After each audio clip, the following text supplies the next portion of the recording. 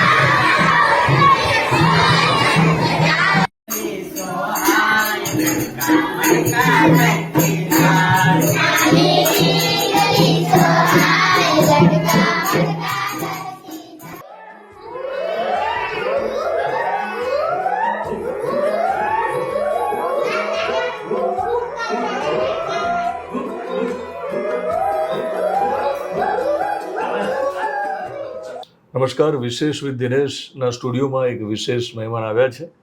ચહેરો જોઈ અને એમનું માસુમિયત જોઈ અને એમનું હાસ્ય જોઈને તમે ઓળખી ગયા છો. રઘુ રમકડું વિશેષ વિથ દિનેશના સ્ટુડિયોમાં આવ્યા છે. આમ તો વર્ગખંડમાં અને વર્ગખંડની બહાર બાળકો સાથે સતત જીવતા હોય છે, પણ એમનું જીવન એ જે જીવ્યા છે ત્યાં સુધીનું બહુ સરસ જીવ્યા છે. એ જીવન સમજવું છે અને બાકીના લોકોને પણ સારું જીવવાની પ્રેરણા મળે એ બધી વાતો કરવી છે. રઘુ રમકડું આજે તમારું નામ છે, ત્યાંથી જ શરૂઆત કરીએ કે આ નામ જે છે એ સાચું તો નહીં હોય, સ્વાભાવિક છે. તમારું સાચું નામ શું? મારું નામ છે કટકિયા રાઘવભાઈ. પપ્પાનું નામ છે ધનજીભાઈ. અને જોઈએ કે નામ જે છે એને નામના એ વિશેષ નામ જે મળ્યું છે એ જે મારું ઓરિજિનલ નામ તો રાઘવ જે છે એ કોઈ ઓળખતું નથી, પણ અત્યારે દરેકના મોઢા ઉપર કે નાનું બાળક હોય કે મોટેરા હોય, દરેક વ્યક્તિના મોઢા ઉપર એમ જ હોય છે કે રઘુ રમકડું એમ. પછી મને પૂછે કે ભાઈ તમારું નામ શું એમ, ત્યારે હું કહું મારું નામ ઓરિજિનલ છે એ રાઘવ છે, પણ બાળકોને પ્રિય શું હોય છે રમકડું, તો અત્યારે લોકો દરેક વ્યક્તિ સુધી રઘુ રમકડાના નામથી જ તો રાઘવમાંથી રઘુ રમકડું નામ પાડવાની આખી જે કહાની છે, તમારા ફોઈબાએ તમારું નામ રાઘવ પાડ્યું હશે. જે સોશિયલ મીડિયા નામની જે ફોઈબા છે, ફેસબુક નામની, એ ફેસબુક નામની ફોઈબાએ તમારું નામ રઘુ રમકડું પાડ્યું, એ શું કહાની છે?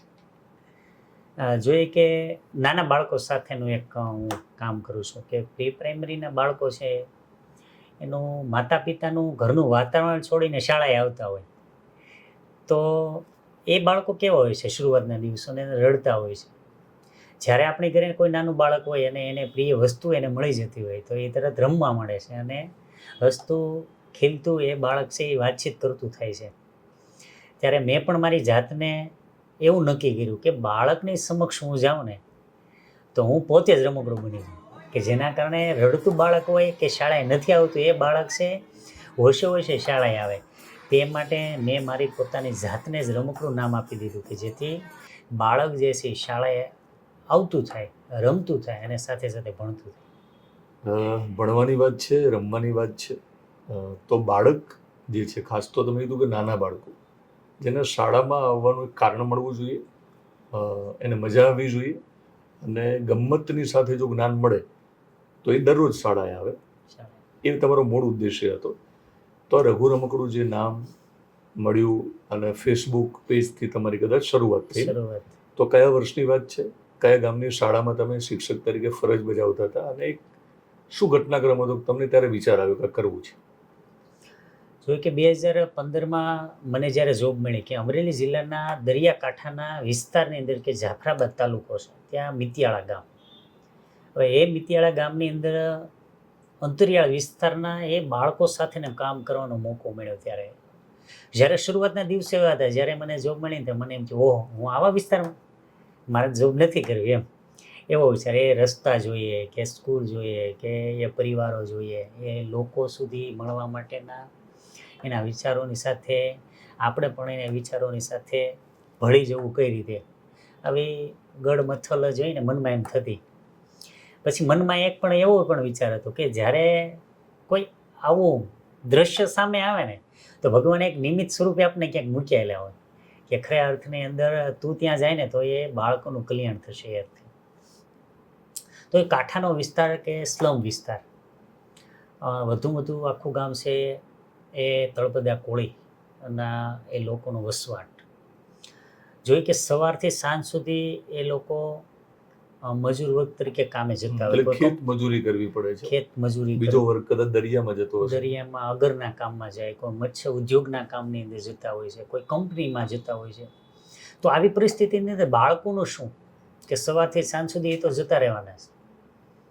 તો એ બાળકોને શિક્ષણથી વંચિત ન રહે તો તે માટે શાળા કક્ષાએ શું કરવું જોઈએ.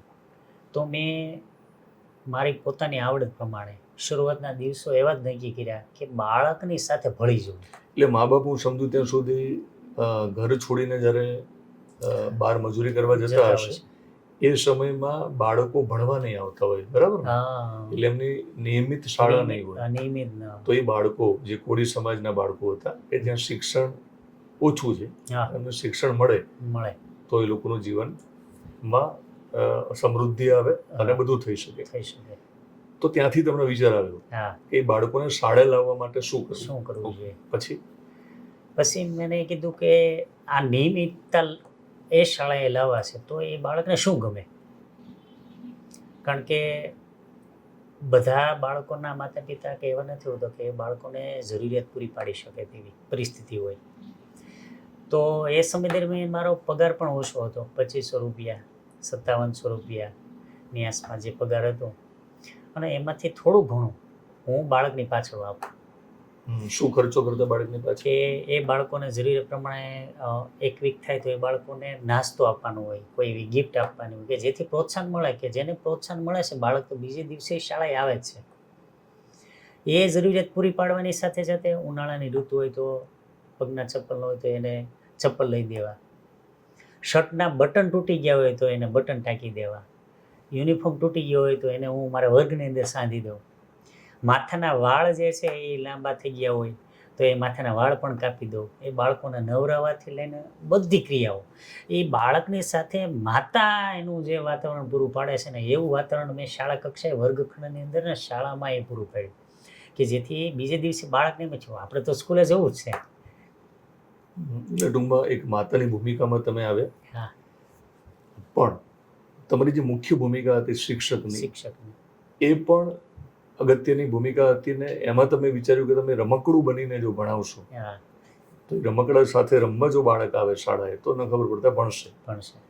તો શું કર્યું? બાલગીતો, એક્શન ગીત કે કઈ રીતે? હવે પહેલાં તો મેં બાળકોને આવતા કર્યા, એની જરૂરિયાત પૂરી પાડવા માટેના સતત પ્રયત્નો કર્યા. પછી મારું જે કામ હતું ને એ શિક્ષણનું હતું કે જો પહેલાં બાળકને શાળા ગમશે, શિક્ષક ગમશે, એનો વર્ગખંડ ગમશે તો બાળક આપમેળે ભણશે. અને ત્યારબાદ મેં રમત દ્વારા, આર્ટ અને ક્રાફ્ટ દ્વારા એ પ્રવૃત્તિઓને જોડી દીધી શિક્ષણની સાથે. અને બાળકને કીધું ચાલો આજે એક સરસ મજાનું આપણે બાળગીત કરવાનું છે. બાળગીતની અંદર દાદીમાનું પાત્ર હોય તો મારે લેવાનું, અને બાળકને એમ થાય કે દાદીમા બન્યા. હવે એ જ બાળકને એમ કહું કે મારે દાદા બનવાનું છે, તમારે મારી સાથે કૂદવાનું છે, હું દાદા બનું. વાંદરનું પાત્ર લેવાનું હોય તો હું પૂંછડી બાંધું, માસ્ક પહેરેલું હોય, એવા કપડાં પહેરેલા હોય, એવા વેશભૂષાની સાથે એવા નાટકો, શેરી નાટકોથી લઈને વ્યસન મુક્તિના નાટકો, બાળકને ગમતા એવા આનંદ આપે તેવા નાટકો, અભિનય ગીતો, એવી વાર્તાઓ, એવા પપેટ શો, આ શિક્ષણની સાથે જોડી દે. હવે જે ટોપિક મારે ભણાવવો છે એ ટોપિકને મેં વેશભૂષામાં ઢાળી દીધો કે જેથી બાળકને ખબર પડે કે ઓ આ પ્રાણીનું નામ તો આ ગીતમાં આવ્યું હતું, આ પક્ષીનું નામ તો આ ગીતમાં આવ્યું એટલે નહીં યાદ રહી જાય. હા, એને લોંગ ટાઈમ યાદ રહે તેવા માટેના મેં પ્રવૃત્તિની સાથે જોડી દીધા, ગીતો દ્વારા જોડી દીધા, એ વાર્તાઓ દ્વારા, એ જોડકના દ્વારા એ શિક્ષણની સાથે જોડવાનું કામ મેં કર્યું. પેલું જે ગીત જોડકણું જે કંઈ હશે એ સાંભળીએ એક્ઝામ્પલ તરીકે, જ્યાંથી તમે શરૂઆત કરેલી. સાંભળીએ કે ગીત હોય કે ભાઈ પ્રાણીઓ વિશે સમજાવવું છે બાળકને કે વૃક્ષ વિશે, તો વડલાનું આવે તો કે વડદાદાની લાંબી દાઢી એ લાંબા લાંબા વાળ, એવો વડદાદા આપો ટેટા રાતાને વળી પાકા. એટલે બાળકને જ્યારે વડ વિશે લખવાનું કીધું હોય તો તરત એને ખબર પડી જાય કે દાદાની દાઢી હોય ને એમાં વાળ લાંબા એ વડવાયું, એના જે ટેટા આવે છે તો લાલ ને પાકા.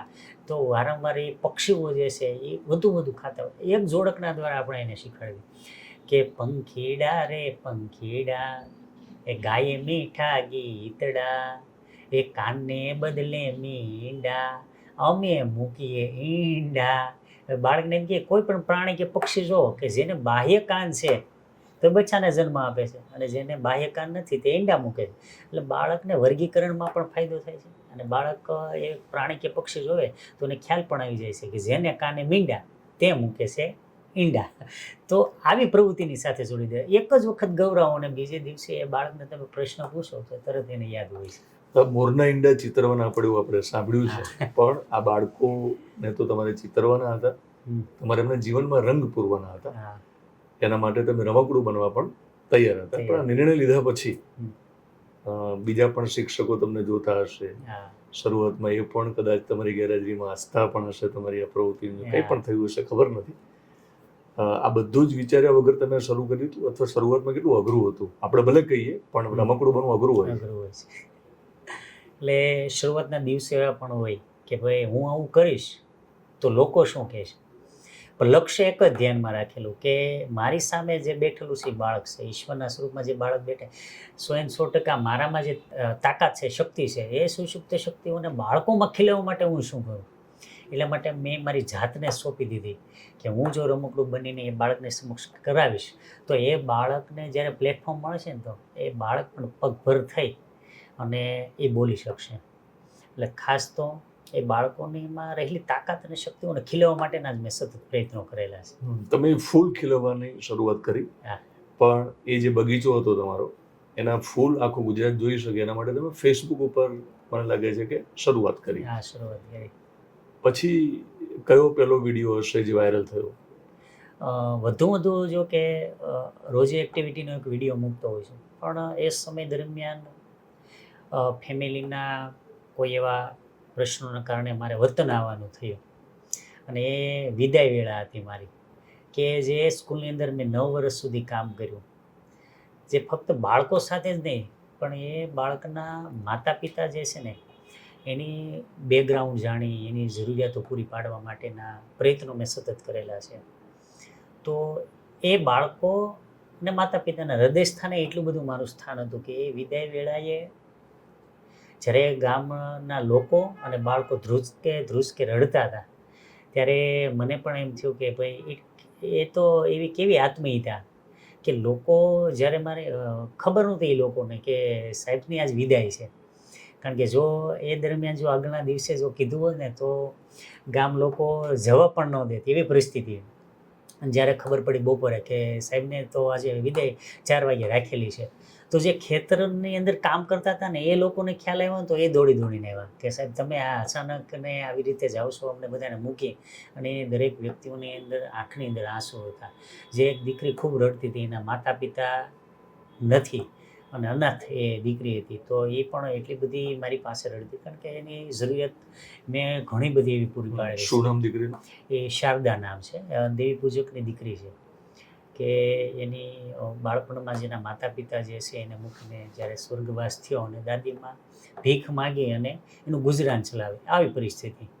અને એ દીકરી શરૂઆતમાં એમ જોઈએ કે બપોરે આવે અને કલાક બેસે, પછી કલાક પછી શાળા છોડીને જતી રહે. તો એનું કારણ જાણ્યું શા માટે જતી રહી છે.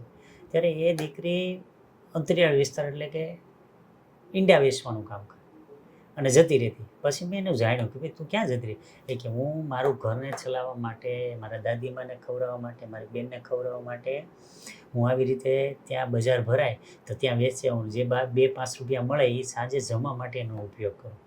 અને એ દીકરીને પછી કીધું તારી ભણવા માટેના કપડાથી લઈને બધી જવાબદારી મારી, પણ તું શાળાએ આવતી રહે. અને 8મા ધોરણ સુધી એ દીકરીને ભણાવી.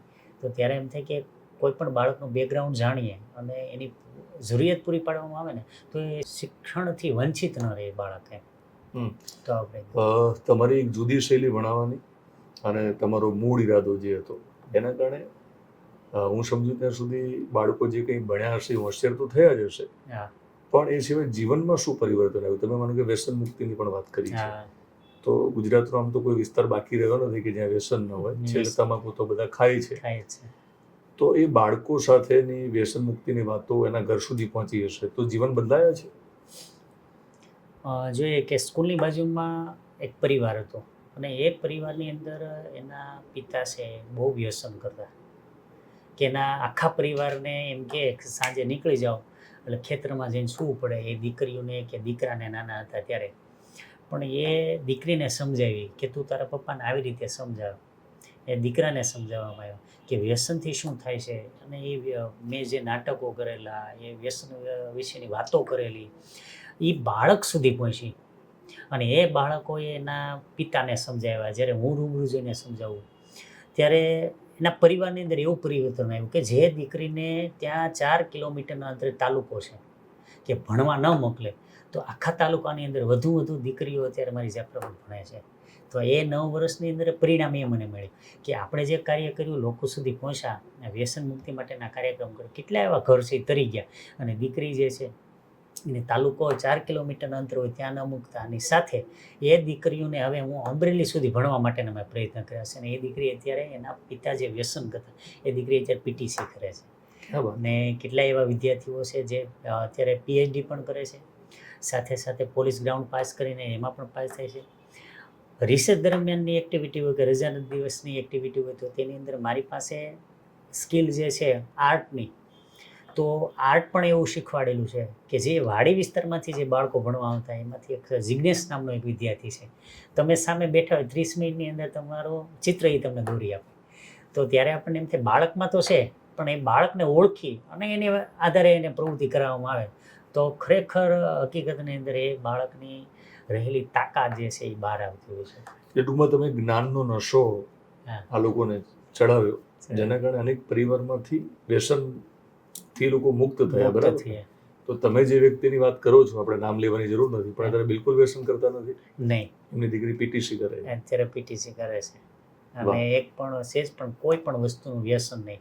અને એના પપ્પા જે છે એ અત્યારે કંપનીમાં પણ જોબ માટે જાય છે, નહીંતર આખો દિવસ એને કોઈ જોબ જવાની જરૂર નહીં કે બસ આ જ કામ કરવાનું. પણ એના પરિવારની અંદર જો પરિવર્તન આવ્યું હોય તો આવા સારા વિચારો દ્વારા કે વાર્તા દ્વારા વિચારોની અંદર પરિવર્તન આપણે લાવી શકીએ બાળકોની અંદર. શરૂઆતની વાત કરું છું, આખું ગામ નહીં, હા, પણ મોટાભાગનાને એક શિક્ષક તરીકે તમે ગમવા લાગ્યા છો તો જ આખું ગામ રડ્યું હશે. પણ ગામમાં છે ને અમુક લોકો પણ હોય, તો એવું કંઈ બનેલું શરૂઆતમાં કે ભાઈ કોઈ વિરોધ કર્યો હોય, ખુલ્લી રીતે નહીં પણ કે આ સાહેબને તો વિડીયો બનાવવા સિવાય કે ધંધો જ નથી, ભણાવતા નથી, એવા કોઈ હતા? નહીં, ક્યારેય પણ નહીં. કારણ કે હું જે વિડીયો મૂકું છું એ બાળકના શૈક્ષણિક વિડીયો જ હોય છે. બીજું એ કે મેં આજે એક્ટિવિટી કરાવી તો ઘરે બાળક જાય અને એને પૂછે તો એ બાળકને એ વિડીયોના મારફતે કે એને મેં એક્ટિવિટી કે પ્રવૃત્તિ શિક્ષણની સાથે જોડે એ બાળકને પૂછવાની છૂટ એ બાળકને આવડતું જ હોય. એટલે ક્યારે પણ એવું નથી બન્યું કે ફક્ત કોઈ એવા મને મેસેજ કર્યો હોય અથવા રૂબરૂ કીધું હોય કે સર તમે તો આ જ કામ કરો છો, ક્યારે પણ નહીં. સોશિયલ મીડિયાની અંદર ક્યારેક અમુક વ્યક્તિ હોય જે શિક્ષણની સાથે સંકળાયેલા ન હોય અને ક્યારેક એવો મેસેજ કર્યો હોય સર તમે આખો દિવસ આ જ વર્ક કરો છો, ત્યારે હું એને ચેલેન્જ આપું છું કે કોઈ પણ સમયે તમારે હું હોય કે ન હોય અને મારા વર્ગની વિઝિટ લેવાની, કોઈ પણ બાળકને પૂછવાની તમારે છૂટ કે એની ક્ષમતા પ્રમાણે એ બાળકને આવડતું જ હોય. તો અત્યારે જે શૈક્ષણિક કાર્ય કરું છું ત્યારે પણ એમ જ કહું કે મોસ્ટ વેલકમ, ગમે ત્યારે તમે બાળકને પૂછો, મને નહીં. ઇન્સ્પેક્શન કરવા તમે આવી શકો. શૈક્ષણિક કાર્યમાં સોશિયલ મીડિયાનો તમે સદુપયોગ કર્યો, એ તમારો અનુભવ છે, શેર કરો કે એનો કેટલો ફાયદો થયો છે? એનો ફાયદો એવો છે કે હું જે સોશિયલ મીડિયા દ્વારા એક્ટિવિટી મૂકું છું ના બીજા જ દિવસે કેટલીક એવી શાળા છે ગુજરાત રાજ્યની કે મને મેસેજ કરે સર તમે આ સરસ આ એક્ટિવિટી કરી, કે અમને આઈડિયા નહોતો કે તમે સામાન્ય વસ્તુ ઘરે હોય એમાં જ વેસ્ટમાંથી બેસ્ટ બનાવી અને એ શિક્ષણની સાથે જોડી દો. જેમ કે દાખલા તરીકે કોઈ વેસ્ટ અ, કાચલી જે છે નાળિયેરની, તો એ કાચલીમાંથી કેવા ચિત્રો થતા હોય, એમાંથી કેવા રમકડા બને. દાખલા તરીકે અત્યારે કેરીની સિઝન ચાલતી હોય તો કેરીની ગોઠલી હોય તો એમાંથી પક્ષીઓ કેવા બને છે, એમાંથી ટકટકિયા કેવા બને, એમાંથી ફરકડી કેવી બને છે. જે કેટલાક રમકડા એવા છે કે ધ્વનિ ઉત્પન્ન થતા રમકડા છે. તો એવા રમકડા જે છે એ બાળકોને તો હું કરાવું છું, એના વિડીયો મારફતે લોકો સુધી પહોંચે છે. અને ત્યારે એમ કે કેટલાક મોટી ઉંમર નથી, એવું આ તો અમે નાના હતા ત્યારે ખૂબ રમતા. તો અત્યારે એ ફરીથી શરૂ થયું. તો અત્યારે યંગ જનરેશન છે ને એ જોવે છે ત્યારે એમ થાય કે હા, કાલે તો અમે પણ આવું બનાવીશું. એટલે જે પણ કાર્ય કરીએ, જે પણ વસ્તુ બનાવીએ, અને બીજે જ દિવસે અન્ય શાળાની અંદર તે ઉપયોગી થાય છે. તમારું કાર્ય જોઈને ઘણા લોકોને પ્રેરણા મળે છે, પણ તમારું કાર્ય જોઈને સમાજ અને સરકાર પણ નોંધ લેતી હોય છે. તો એ કહેશો કે તમારું કાર્ય જોઈને સમાજ અને સરકારે તમને કેવી રીતે પ્રોત્સાહિત કર્યા છે? પ્રોત્સાહિતમાં વાત કરી કે ઇનોવેટિવ આઈડિયા હોય છે મારા અલગ અલગ રીતે, કે બાળક છે એને સમજાવવા કરતાં એ બાળકને સમજવો જરૂરી છે. તો તેના માટે હું જે નવા ઇનોવેટિવ આઈડિયા કરું છું એનો ઇનોવેશન ફેસ્ટિવલ હોય છે દર વર્ષે.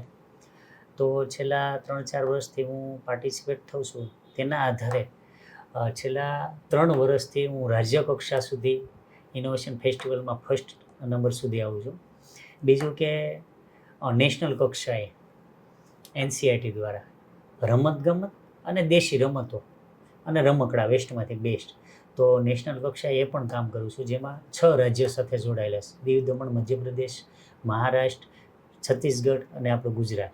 એ 6 રાજ્યના તજજ્ઞ તરીકે પણ એક ભૂમિકા તરીકે કાર્ય કરું છું, કે જેના કારણે આપણા ગુજરાતના રમકડાઓ જે છે એ બીજા રાજ્યોના સુધી પહોંચે છે. અને એ રાજ્યોમાંથી જે દેશી રમકડા હતા કેવા હતા તો એ આપણા સુધી પહોંચે છે.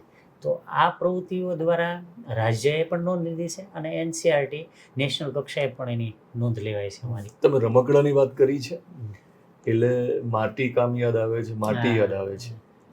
એટલે તમે જે પરિવારમાંથી આવો છો, બરાબર ને, તો તમે પ્રજાપતિ સમાજમાંથી આવો છો. પ્રજાપતિ રમકડા અને માટી સાથે તો જૂનો નાતો છે. જૂનો નાતો. તો થોડાક ફ્લેશબેકમાં જઈએ કે તમે જે રીતે શરૂઆતમાં જ બાળકો શાળામાં આવે અને ભણે એવો વિચાર કર્યો, ત્યારે ક્યાંક મને એવું લાગે છે કે દરેકના જીવનમાં કશું ભૂતકાળમાં એવું બન્યું હોય કે એને એવું હોય કે આ મારી સાથે થયું, બીજા સાથે ન થવું જોઈએ. તો એ કયો ઘટનાક્રમ છે કે તમે એવું ઈચ્છ્યું કે પ્રી પ્રાઇમરીમાં જે બાળકો છે નાના, એ વંચિત ન રહેવા જોઈએ, શાળાથી દૂર ન રહેવા જોઈએ? તો શું ઘટનાક્રમ છે? એવું છે કે મારા માતા પિતાને એમ કહેવાય કે કાર્ય તરીકે માટીની સાથે સંકળાયેલા, એટલે ઈંટો પાડવા જાય. ચોમાસાની ઋતુમાં ગામમાં ભણવાનું, શિયાળો અને ઉનાળાની ઋતુમાં જે તે વિસ્તારની અંદર માટીકામ માટે જતા હોય, ત્યાં વાડીઓના ખેતરોની અંદર ઝૂંપડા બનાવવાના અને ત્યાં રહેવાનું. વહેલા 12 વાગે ઉઠવાનું, માટીકામ કરવાનું, ઈંટો બનાવવાની સવાર સુધી. એટલે રાત્રે 12 વાગે ઉઠી જવાનું, આખી રાત સવાર સુધી ઈંટો પાડે અને સવારે પછી અમને સ્કૂલે મૂકવા આવે. આવું પરિસ્થિતિ. એટલે ખેતરમાંથી સ્કૂલ સુધી તમને મૂકવા આવવા પડતા? હા, 5 થી 7 કિલોમીટરના અંતરે હોય ખેતરોની અંદર, જ્યાં ઝૂંપડા બનાવ્યા હોય તો ત્યાં ઈંટું પાડતા હોય એટલા માટે. પણ પહેલું ને બીજું ધોરણ જ્યારે હું મારા ગામમાં હતો અને બીજા ધોરણથી અમે આવી રીતે અલગ અલગ જગ્યાએ માટીકામ માટે જવાનું થતું, તો શાળાએ જવું ન ગમતું. એટલે ખૂબ માતા પિતા તરફથી, એટલે કે મારા પપ્પા તરફથી માર પડતો. સાયકલ ઉપર બેસીને ઢસડીને લઈ જતા. સ્કૂલમાં પણ શિક્ષકોમાં પાસેથી એટલો માર પડતો કે લાકડીની વડેથી લઈને આપણે ક્યાંય અંગૂઠા પકડાવતા, એવી પરિસ્થિતિ ત્યારે એ સમયની અંદર હતી. તો ત્યારે એમ થતું કે સ્કૂલે જવું જ નથી. એટલે 2 વર્ષ સુધી કેમ મારતા? એમને શું ડર હતો? એને એવું જ હતું કે ભાઈ જો નહીં ભણે તો તારે પણ અમે જે કામ કરીએ છીએ ને એ તારે રાતે 12 વાગે ઉઠીને તારે આ ઈંટુનું કામ કરવું પડશે. એના કરતાં જો તું ભણીશ તો તારા માટે ઉપયોગી છે. પણ કોણ જાણે એવું જ થતું કે સ્કૂલે નથી જવું ને વાતાવરણ જ ન ગમતું. આવા પ્રશ્નો હતા. વાતાવરણ કેમ ન ગમતું એ સવાલ કરવો છે, પણ તમારું ગામનું તમે નામ લીધું જ છે કે જ્યાં તમે ઓછું ભણતા, બીજા ગામમાં વધારે ભણવાનું થયું કારણ કે તમારા માતા પિતા રોજગારી માટે બીજે જતા, સ્થળાંતર કરતા. તમારું ગામ જે છે એનું નામ અને કયો જિલ્લો? મારું ગામનું નામ છે સાજિયાવદર અને તાલુકો જિલ્લો અમરેલીથી 18 કિલોમીટરના અંતરે ગામ છે. એટલે એ સમય દરમિયાન હું જ્યારે એ શાળામાં ભણતો ત્યારે કે એમ થાય શાળા ન ગમે તો શા શું માટે કારણ ના હતું ગમે? નતું ગમતું? કે ડર હતો કે ભાઈ આપણને ત્યાં જઈશું નહીં આવડે, અને નહીં આવડવાના કારણે પછી માર પડશે, અને એ મારના કારણે શાળાએ જવા માટે એનું ગમતું નહીં. એટલે પહેલું ધોરણ અને બીજું ધોરણ સ્કૂલે જ નથી ગયા ભણવા માટે. તો તમે પહેલું ને બીજું ધોરણ તો રેગ્યુલર સ્કૂલિંગ નથી સ્કૂલે કર્યું, ગયા જ ખાલી નથી. પરીક્ષા આપીને તમે હા, તમને ધક્કો મારીને જવાનું બીજા કલાક ધોરણમાં જવાનું પણ ભાગીને જતું રહેવાનું એમ. ઓકે, તો એવું શું થયું કે તમને સ્કૂલે જવાનું ગમવા લાગ્યું? પછી જોઈ કે એ સમય દરમિયાન કે 3જા 4થા ધોરણની અંદર જ્યારે હું અભ્યાસ માટે જતો ત્યારે એ શાળાની અંદર રમેશભાઈ જોટંગિયા અને નીલાબેન એ નવ દંપતી આવ્યા. એ નવ દંપતી આવ્યા એટલે એણે પેલા સ્કૂલનું વાતાવરણ જોયું, બાળકો જોયા, એની સાથે વાતચીતો કરી, પછી નક્કી કર્યું કે કેટલા કેવા બાળકો છે, તેનામાં કેવી સ્કિલ છે. અને તે એ દરમિયાન મને જે પહેલેથી ચિત્રનો કે ગાવાનો શોખ હતો તેના કારણે મને અમરેલી પહેલી વખત ચિત્ર સ્પર્ધામાં લઈ ગયા. અને ત્યારે મને એમ જોવો હોય મને આખી સ્કૂલમાંથી ચિત્ર સ્પર્ધામાં લઈ ગયા. અને ત્યારથી નક્કી કર્યું કે સ્કૂલે તાવ આવતો હોય ને તો સ્કૂલે તો જવાનું છે. અને ખાસ તો એ આભારી છે કે એવા જે શિક્ષકો ત્યારથી મળ્યા કે જેના કારણે જીવન છે બદલાઈ ગયું. એટલે જરૂરી છે ને કે ભણવામાં બાળક કદાચ ઓછું હોશિયાર હોય હા પણ બીજી અન્ય જે મનગમતી પ્રવૃત્તિઓ હોય હા શૈક્ષણિક સિવાયની, સિવાયની જેને આપણે ઇતર પ્રવૃત્તિઓ ઇતર. કહીએ છીએ, એમાં જો બાળકને રસ હોય તો શિક્ષકોએ એ પણ ધ્યાન આપવાની જરૂર છે ને કે ત્યાંથી એની શરૂઆત કરાવે. શરૂઆત એટલે બાળકને ઓળખવો જોઈએ કે એ બાળકને વિદેશની જે શિક્ષણ પ્રણાલી છે આપણે જોઈએ છીએ, આપણે બધા વાતો કરતા હોય કે ફોરેનમાં કેવું શિક્ષણ પદ્ધતિ છે ને જાપાનની અન્ય દેશોને આપણે જોડતા હોય છે, તો આપણે કેમ શિક્ષણ પદ્ધતિ આવી નહીં? તો પહેલાં તો એવું જોઈએ કે બાળકને ઓળખવું જોઈએ, બાળકને શું ગમે છે, અને એ ગમવાના આધારે તેના આધારે તમે એ પ્રવૃત્તિ કરાવો ને તો બાળકને ખરેખર અર્થની અંદર એ બાળક તેની સાથે એ વણાઈ જતું હોય છે અને એને ગમતું હોય છે. પણ એને ચિત્ર ગમતું જ નથી અને તમે એને એ કરાવો છો. પણ એ તો બીજું ગમે છે, કોઈ વસ્તુ તોડવી છે, પછી એને જોડવી છે, પાના પકડ જોઈએ છે, પણ આપણે ડર એવો જ હોય છે કેમ તોડી નાખ્યું, કેમ આમ કરી નાખ્યું. એ ડરના કારણે બાળક ક્યારેક એવું પણ બને છે કે રમકડું એવું ને એવું જ રાખે છે અને ખોલતું પણ નથી. પણ બાળકને કુતૂહલતા એવી હોય છે કે આ રમકડું છે તો અંદર બોલે છે, અંદર શું હશે એ જોવાની કુતૂહલતા હોય છે. પણ જ્યારે કોઈ ઘરે ન હોય ને ત્યારે એ બાળક ખોલે તો છે જ. એટલે બાળકને કોઈ વસ્તુ જે છે ને એને ખોલવા રમવાની સાથે એનું બાળપણ છે એ ભોગવવા દેવું જોઈએ. તો તમારો અત્યાર સુધીનો જે અનુભવ છે તો તમને લાગે છે કે શિક્ષક એક સારો બાળ માનસનો અભ્યાસુ હોવો જોઈએ, એક મનોવૈજ્ઞાનિક હોવો જોઈએ? હા, 100% કે તમારા શાળાની અંદર કોઈ નવું બાળક આવે અને જે બાળકો ભણે છે, અભ્યાસ કરે છે, તો જે અભ્યાસ કરે છે એનું માઇન્ડ તમે એટલા વર્ષ સુધીનું વાંચી લીધું હોય અથવા એ આવતા હોય એટલે તમે બધું જાણતા હોય છે. પણ જે નવું બાળક આવે છે તો એને જાણવા માટેના એક સાયકોલોજીના આધારે એક શિક્ષકની પાસે એવી ભૂમિકા હોવી જોઈએ કે બાળકને શું ગમે છે, શરૂઆતના દિવસો કેવા હોય છે, એ બાળકને શાળા ગમે, એની સાથે વાતચીત કરીએ, એનું ઘરનું વાતાવરણ ભૂલી જાય. તો આ જે સાયકોલોજીના આધારે બાળકની સાથે બાળક બનીને પ્રવૃત્તિ કરવામાં આવે ને તો આપમેળે એ બાળક ક્યારે પણ શાળા છોડે નહીં અને શિક્ષક પણ ગમે છે અને એની સાથે શિક્ષણ પણ ગમે છે. શિક્ષક તરીકે તમે પણ અમને ગમો છો એટલે ઘણી બધી વાતો કરી છે, આમ તો સમજવાનો પ્રયત્ન કર્યો છે તમારી એક્ટિવિટીને. શું કરવું છે? શિક્ષક છો એટલે કલેક્ટર બનવું જેવું તો નહીં હો તમે, પણ શિક્ષક તરીકે પણ હવે પછી જેટલા વર્ષો તમે બાળકોને ભણાવવાના છો, તમે પણ એક સ્વપ્ન જોયું હશે, શું કરવું છે? પણ જે કંઈ કરીએ એ બાળકને ઉપયોગી થાય. મારા માટે દરેક બાળક મહત્ત્વનું છે કે એ ગવર્મેન્ટ સ્કૂલનું બાળક હોય, પ્રાઇવેટ સ્કૂલનું બાળક હોય, કોઈ ઝૂંપડપટ્ટીનું બાળક હોય, કોઈ અંતરિયાળ વિસ્તાર નેસનું બાળક હોય, તો રોજાના દિવસે તે એ બાળકની સાથે જ હોય છે અને એ બાળકને પ્રોત્સાહન મળે અને પગભર થાય એવા માટેના સતત પ્રયત્નો હોય છે. એટલે હંમેશા બાળક માટે જ કામ કરવું છે અને વિશેષ બાળકને માટે શું કરી શકાય એવા સતત પ્રયત્નો શોધતો રહું છું અને બાળક સુધી પહોંચવા માટેના સતત પ્રયત્ન કરું છું. એ ટૂંકમાં તમે સતત બાળક બનીને જીવવા માંગો છો. બાળક જેથી કરીને તમે બાળકોને વધારે સમજી શકો સમજી શકો. અને ભણાવી શકો. ઘણા બધા સવાલો કર્યા છે, આમ છતાં બધી જ વાતો કદાચ આપણે ન આવરી શકીએ, પણ કોઈ મહત્વનો સવાલ મેં ન કર્યો અને તમને લાગતું હોય કે તમારે એ તો બોલવું જ હતું, તો ભલે મેં સવાલ ના કર્યો પણ જતાં જતાં તમારે કશું કહેવું હોય તો. જતાં જતાં કહેવાનું એ છે કે કોઈ પણ સમયની અંદર જ્યારે તમે એવું કાર્ય કરતા હોય ત્યારે પડકાર હોય, તો એ પડકારને તમે બાળકના હિત માટે એ બધું એક સાઈડ રાખી અને તમે તમારું પોતે જાળવી રાખો ને, એક મહત્વનું છે. ઘણી વખત એવું થતું હોય, ભાઈ આ તો બધા કરે જ છે, આમાં શું નવીન છે. તમે એક જ વ્યક્તિ છો, તમારી પાસે પસાર થનારા બાળક છે ને દર વર્ષે લગાવે છે. તો એવી ઘટના બની કે ભગવાનને પણ એવી કસોટી કરવી છે કે જ્યારે મેં 2015માં મને જોબ મળી અને 2014માં પહેલાં દ્વારકા જોબ મળી, એ પણ દરિયાકાંઠાનું ગામ. એક જ સ્કૂલની અંદર 1200 વિદ્યાર્થી, બહોળી સંખ્યામાં. થોડોક સમય થયો એટલે ફરીથી ભરતી આવી અને ભગવાનની ઈચ્છા છે કે તું વતનમાં જા. ત્યાં પણ દરિયાકાંઠો જ મળ્યો મને અને વતનમાં આવ્યો. એક વર્ષ જોબ કરી, ફિક્સ પગારમાં હતો. 100 કિલોમીટરના અંતરે મારું વતન, પણ પપ્પાને બીમારી એવી કેન્સર નામની કે જેના કારણે ભાઈને પ્રાઇવેટ જોબ હતી, એને રજા એટલી મળે નહીં અને ત્યાંથી મારે આવવાનું થાય.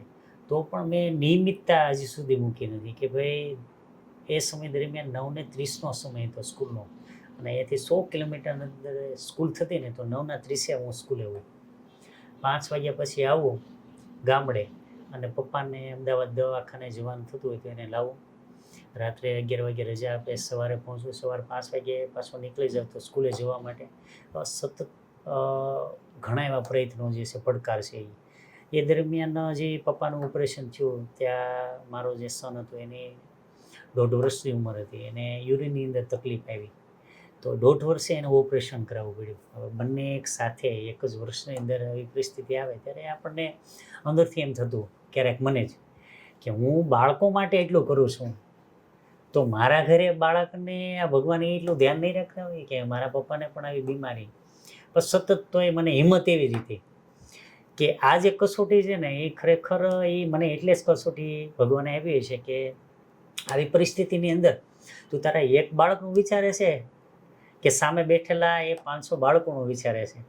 ત્યારે હિંમત રાખી અને મેં ક્યારેય એ બાંધછોડ કરી નથી અને બાળકના હૃદય સુધી પહોંચવા માટેના સતત પ્રયત્નો કર્યા છે. એટલે આવી પરિસ્થિતિની અંદર પણ નિયમિતતા મેં હજી સુધી મૂકીને તેને ઈશ્વર સાથ આપે છે કે રાત દિવસ કોઈ પણ સમયે પહોંચવાનું હોય તો બાળકો માટે હું એક કાર્ય કરું છું.